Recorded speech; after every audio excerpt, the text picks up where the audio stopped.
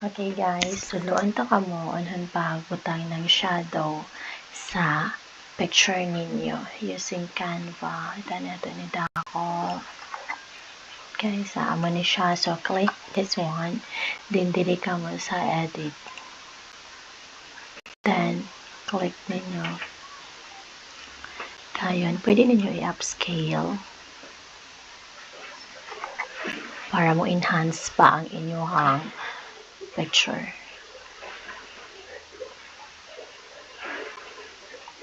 That's it. Tapos, diba, edit, dili ka mo sa shadow. I-see all na to. I-glow. Saan? Gusto ninyo ang glow. Tapos, ang blur amount niya, pwede ninyo i-adjust something or ano kakaan.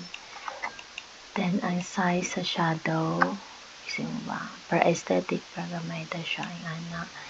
Then, change color. Kung unsa na color nyo ang need. Gusto ninyo ng white, black, blue, pink, and everything. Tira ka mo mag-adjust. Then,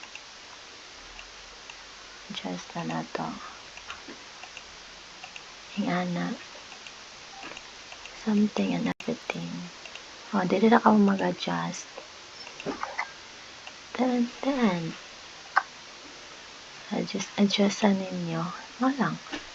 Then, intensity, pwede ninyo ma-adjust. Depende sa inyo ang ano. Then, tadan!